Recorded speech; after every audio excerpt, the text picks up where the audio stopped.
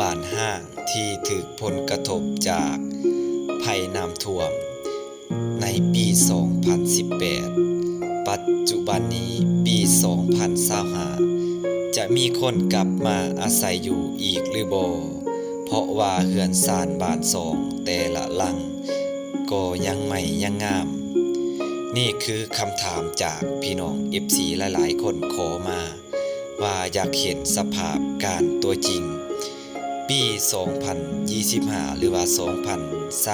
2025 จะมีพี่น้อง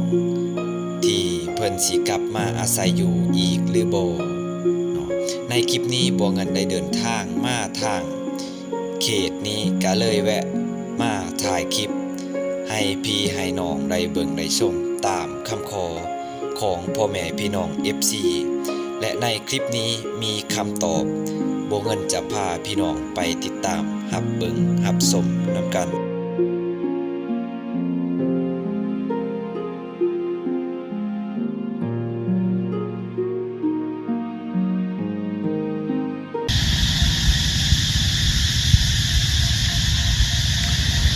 บ้านร่างลาวไต่เนาะพอดีได้ผ่านมาทางนี่เนาะพูดแหละทางย่างที่เฮาสิลงไปทางเสพะเสป่องไร่เนาะพี่น้องเอ้ยทางเมืองสนามไส้มาตามคำขอพี่น้อง FC เพิ่นขอมาเพิ่นว่าบัวเงินมีโอกาสได้ผ่านมาทางหมู่บ้านล่างกะแวะถ่ายคลิปให้เบิ่งในอีกเนี่ยเด้อเพิ่นว่าปี 2015 นะว่ามันสิเป็นแนวใดว่าสิมีคนมาอาศัยอยู่อีกหรือบ่พี่น้องเนาะโดยกะเฮาได้ผ่านมาทางพี่กะมื้อนี้กะสิจัดให้ตามคำขอพี่น้อง FC เพิ่นคือเก่าพี่น้องเอ้ยเนาะแวบแรกน้องเคียงเพิ่นตื่นแบ่บางยาหรือว่าแพะพี่น้องเอ้ยตอนเข้ามาเนาะกะประมาณนี้แหละพี่น้องเอ้ยส่วนลายกะพี่น้อง FC เพิ่นคอมเมนต์มาว่าเป็นยังเพื่อนลังใหม่ๆงามๆเป็นยังเขาคือบ่มาอยู่อาศัยแล้วก็เป็นยังเขาคือบ่มาลือเอ้าเนาะเพราะว่าเสียดายเฮือนเหมือนว่าเนาะอย่างที่เห็นป้าพี่น้องเอ้ยลังนี้เนาะงามแห้งพี่น้องเอ้ย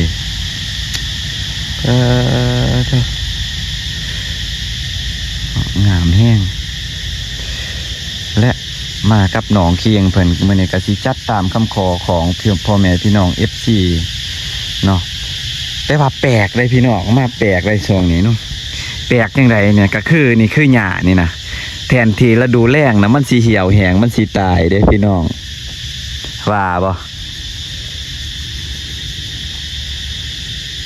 มันสิตายแต่อันนี้มันบ่ตายเด้นี่มันขึ้นมันป่งมันเขียวกะจีอยู่พี่น้องเอ้ยนี่คือเสียงสดๆในมื้อนี้มาทั้งเสียงจักจั่นทั้งเสียงคนโอ้พี่น้องเอ้ยเนาะนั่นหลังคาตอนนั้นเฮามานะยังใหม่ยังตอกอยู่บ่ฮู้ว่าเจ้าของเพิ่นลือบ่หรือว่ามันตกลงมาพี่น้องเอ้ยเนาะสะอ่อนบักม่วงนะเป็นลายช่วงนี้เป็นหมากลายบักม่วงตัวแหละเพื่อนลังนี่ก็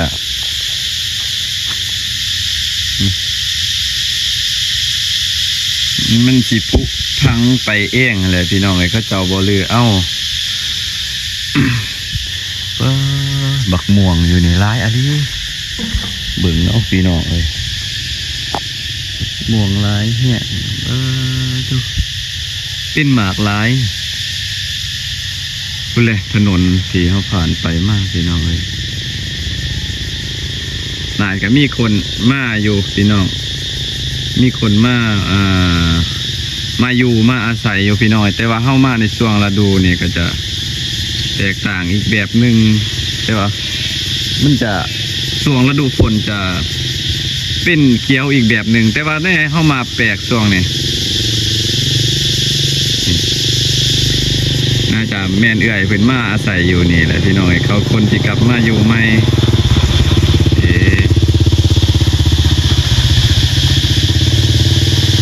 จะมีคนมาอาศัยอยู่แถวเหนือพุ่นแหละพี่น้องเอ้ยเนาะ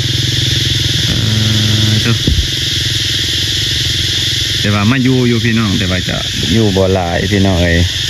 ผู้หลังคนก็เสียดายเฮือนเสียดายซ่านเขาเจ้าก็กลับมาอยู่อาศัยเติมมาอยู่คืน เดี๋ยวสิย่างเลาะเบิ่งอีกเทื่อหนึงเนาะพี่น้อง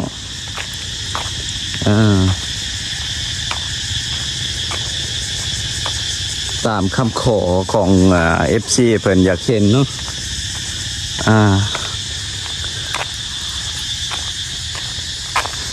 นั่นแหละพี่น้องเอ้ยโอ้เขื่อนหลังงามๆแต่ว่าเขาเจ้าจะบ่มาอยู่หลังนี่เสียดายแห้งดิ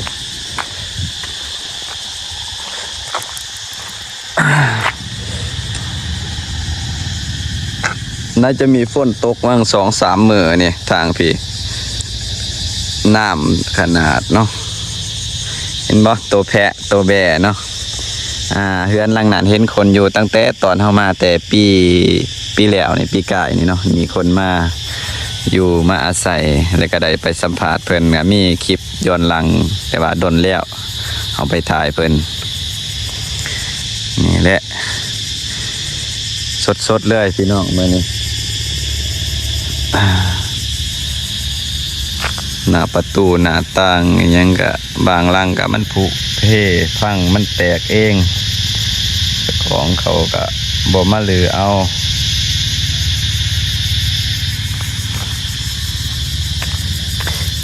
มากับน้องเคียงเพิ่นบ่มีญาติพี่น้องเอ้ยเพิ่นย่างเลาะไปทั่วเลยเด้อหั่นเพิ่นย่างเลาะไปทั่วเลยน้องเคียงเพิ่นย่างไปพุ่นเลยน้องเคียงเพิ่นย่างไปพุ่นเลยพี่น้องเอ้ยโต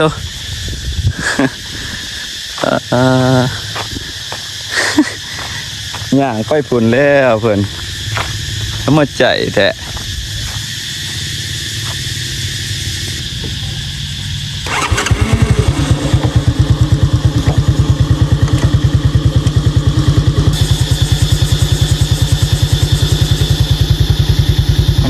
ก็ปล่อยให้มันผุฝังไปเองเนี่ย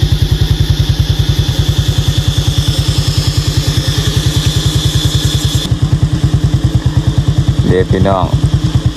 ตัวอะไรนะ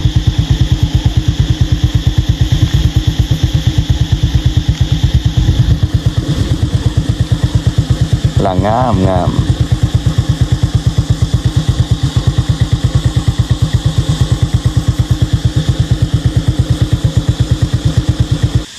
ตัวเบะหน่อยฮะเห็นป่ะ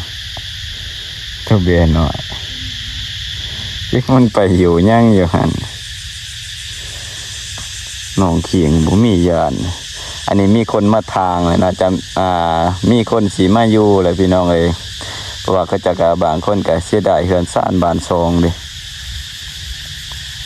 คือทางไปในบ้านเนี่ยก็อีกบ่ดนเลยพี่น้องเอ้ยน่าจะมีพี่น้องเพิ่นสิมาอาศัยอยู่เนาะบางหลังดอกแต่ว่าบ่อยู่บ่มาอยู่เมิดเพราะว่าบางหลังก็ยังดีเขาจะสิมาอยู่มาอาศัยมาบำบัดรักษาอยู่แต่ว่าเรื่องไฟฟ้าเนี่ยก็บ่ทันได้เอาเข้าบางคนตามที่เฮาเบิ่งไปต่อบัดนี้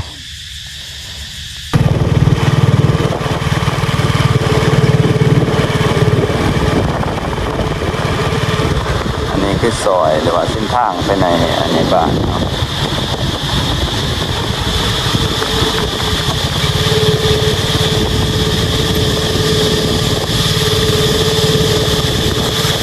เสียงจัดห้องแซวพี่น้องเอ้ยสนั่นหวั่นไหวบัวป่า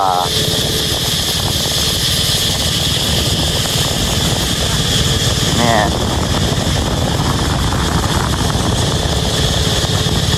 ว่า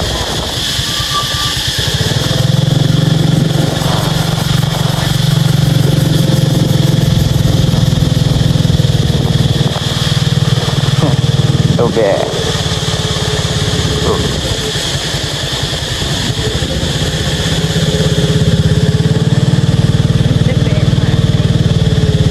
แล้วก็จะกระตังเลยดิตั้งฝาดตั้งยังตั้งเลยเริ่มมีคนมาอาศัยอยู่แล้วพอสีน้ำขึ้นตัวน้ำขึ้นเลย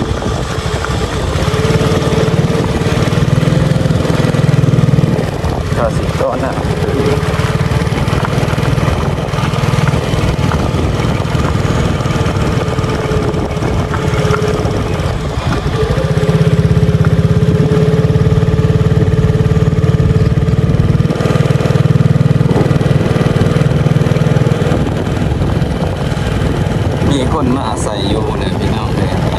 ยังบ่ร้ายว่าเป็นบางหลังเท่านั้นทางใดที่มันงามๆก็มีแน่บ่นี่หลังนี้ก็อ้อมไว้บ่มาอยู่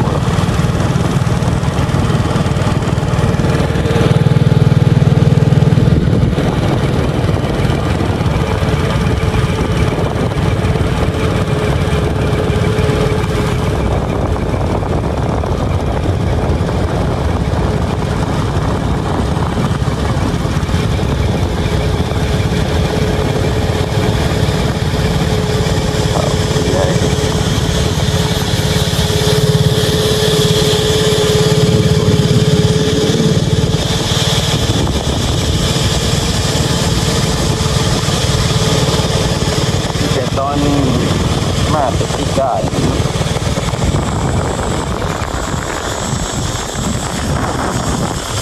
มาเที่ยวชมได้เด้อพี่น้องครับ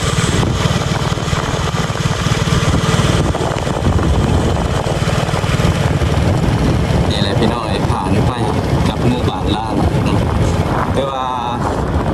มีคนมาอาศัยอยู่เพิ่มอยู่พี่น้องเลยแต่ว่าเป็นบางหลังเท่านั้นเนาะเขาจะบ่มาอยู่เบิดเนาะบางหลังเขาเจาะกับปอยปะให้มันผุที่พังไปตามกาลเวลาตามสภาพของบ้านเขาเจ้านั่นเองสาเหตุที่เขาเจ้าบ่มามากก็บ่ฮู้ว่าเป็นหยังเป็นแนวใดเพิ่นจังบ่มาเฮาเนาะอันนี้ก็บ่ฮู้คือกันพี่น้องเอ้ยจากที่เฮาเบิ่งเฮาไปสำรวจเบิ่งเฮาเลาะขับรถผ่านไปก็หมู่บ้านใหม่เนาะอันนี้ก็คือบ้านใหม่คือหนึ่งในหมู่บ้านที่ถูกผลกระทบเคลื่อนแตกในข่าวนั้นพี่น้องเลยเนาะก็เริ่มมีคนมาอาศัยอยู่แล้วพี่น้องเลยเนาะ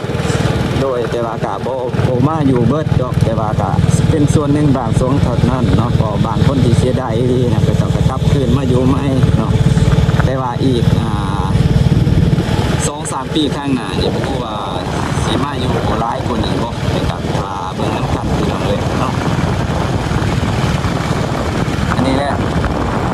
ทางเขาพี่น้องเลยผ่านไปผ่านมากะแวะมาเที่ยวมาชมได้เนาะหมู่บ้านล่างแต่กำลังสิเปลี่ยนไปพี่น้องเลย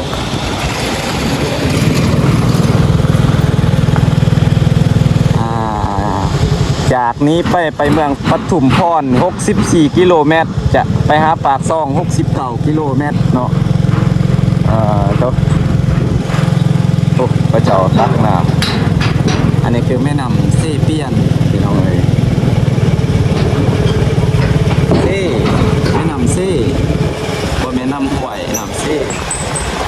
ไหลตลอดเลย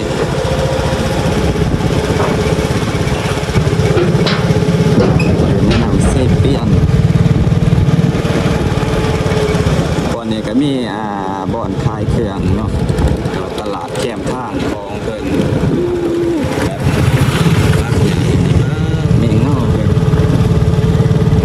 แม่นเฮ็ดเฮานี่แหละเมื่อจะสิมาแวะเราก็ค้าประจำเด้แม่ค้าประจำอยู่นี่จะเห็นบ่ในคลิปเฮาหั่นพี่น้องคลิปนี้ก็จบเพียงเท่านี้ไปติดตามเบิ่งคลิปตอนต่อไปเด้อพี่น้องเด้อเนาะพี่น้อง